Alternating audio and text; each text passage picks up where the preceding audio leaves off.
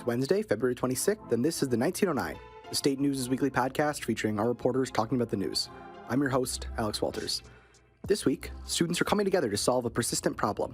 Reflecting on their experience at East Lansing bars, a pair of Michigan State grads claim they've invented a straw that prevents drink spiking. Here to talk about it is the State News business reporter, Anna Barnes. Welcome to the show. Hi, nice to be here. Yeah, it's great to have you. So, before we get into this kind of invention that you've written about, let's talk a little bit about this issue of drink spiking that college students might be familiar with. This is going on at bars, at parties. Tell me a little bit about, I guess, what is the problem these students are trying to solve? Yeah, so the main demographic for people that get their drink spiked is 18 to 24. And when you think about that, that's college age pretty much, even though it's younger than 21, so 18 to 21, that's, legally people aren't allowed to drink at those times, but they do, especially on college campuses. So with that, it's that age range with college students. So college students in that age range are the most vulnerable.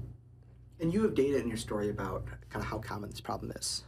Yes. So there was a study done by the American Psychological Association, and it was among 6,000 students at 3 different universities, and it showed that more than 1 in 13 students have had their drink spiked. And then 4 out of 5 of those students reported negative outcomes from their drugging. And then one of the co-founders, Zachary Zimba, said that 1 in every 3 college-age women are victims of illegal drug tampering as well. Mm-hmm. And this is part of sort of like, I guess, kind of like a common date rape scenario, right? Where someone is drugging someone to then take advantage of them. Yes. Yeah, that's why that 4 out of 5 have that bad experience afterwards where something negative follows the drugging. Yeah. And so tell me about how did these grads come up with the idea that they're going to try and, solve this problem? How did they come to this as their field?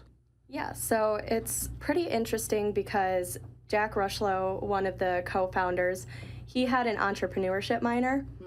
And so in one of his classes, he was put into a group, and this was not with the other co-founder, and they were given a pitch to kind of develop and then present to the class. And his group did not like their pitch at all. They didn't really know how to develop it, and they were having some struggles. So they decided, you know what, let's go to the bar and talk about it, which, isn't like a super rare experience for MSU, but... Yeah, it's quite the group project, though. Yeah, so he went to the bar with them, and while they were there, one of his group members had their drink spiked, and they, that obviously turned out to be not what they were expecting from their night.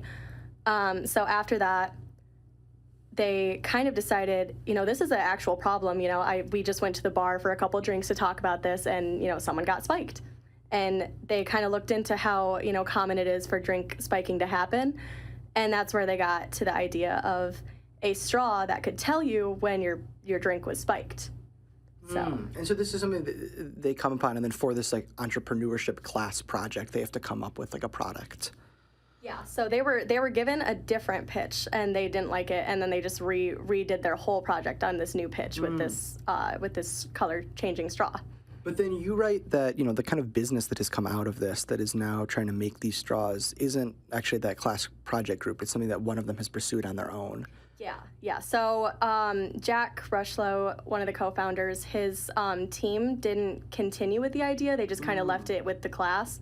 But one of his childhood friends that he's known forever and has also kind of entrepreneurship mindset decided that they two together could actually make this into a product.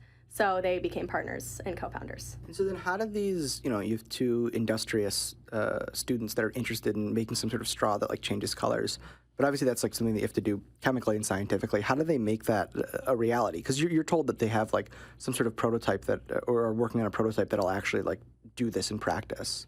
Yeah, so this is also pretty interesting because the childhood friend that Jack Rushlow decided to add on to his idea here, Zachary, he was supply chain management, but he took supply chain through engineering, which I think he told me you can't do that at MSU anymore, but when he started, he was able to do it that way. And through the engineering college, he was able to take a lot of science classes, so 300 and 400 level chemistry classes and such like that. So through taking those classes, he kind of knew that this chemical was probably possible, but he wasn't sure that it was, but that's kind of where it came from. Was he was like, I think that my chemistry has taught me enough. Kind of like a little bit of a background understanding just to know that it's like a possibility, even if he couldn't do it himself. Yes, yeah. So they had they outsourced for a third party. So they hired someone to actually like synthesize like this chemical. Yes. Because the concept is like, I guess you have this straw that you can bring with you, and if you put it in a drink, it'll just like change color if any of these like date rape drugs are detected. Yes, yeah. It changes from yellow to red. And is there some sort of like, I assume if they want to like market this, sell this, there's some sort of like regulatory involvement for like claiming that this is going to keep you safe from certain kind of drugs. I mean, did they have some sort of like data or assurance? Have they gone through some sort of process to be able to say that like this thing they've invented actually works? Yeah, so the co-founder, Zach, he told me that the lab that they're working with through MSU has to be DEA certified to even do the testing that they're doing, and they are.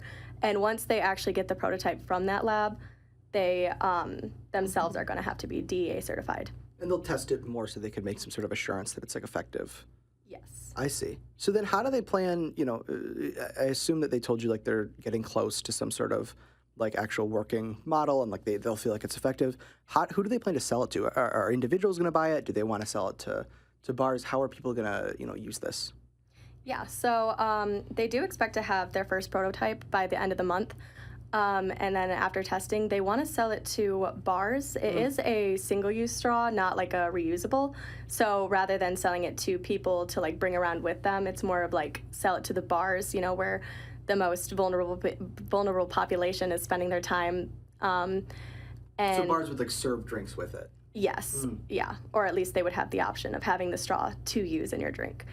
And then they have a couple of intent to buy letters from bars in East Lansing. Oh, really? I don't know which specific ones, but I know that they do have a couple of those.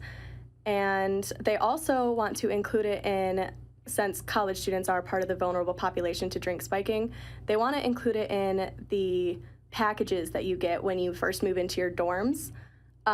Especially when you look at the age being 18 to 24, it's not just people that are going to be at the bar, but also those 18 to 20-year-olds that are college students that might not even be going to the bar. They'll still have access to those straws for being in college. We've talked before in the 1909 about this idea of the red zone, which is this like that if you look at the statistics for like sexual violence amongst college students, like almost a hugely disproportionate amount of it happens in like the first 2 weeks of the school year, or really the first week of the school year through Halloween, when you have like new freshmen who are drinking for the first time, partying for the first time, putting themselves into these like situations that they might be unfamiliar with.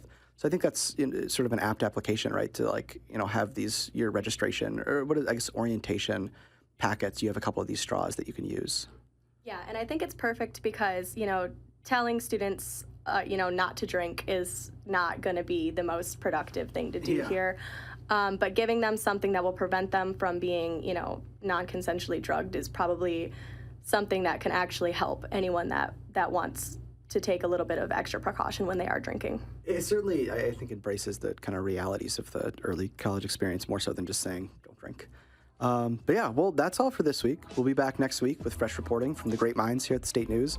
Until then, the story we discussed and plenty more are available at statenews.com. Thank you to my guest, Anna, our podcast coordinator, Taylor, and most of all, thank you for listening. For the 1909, I'm Alex Walters.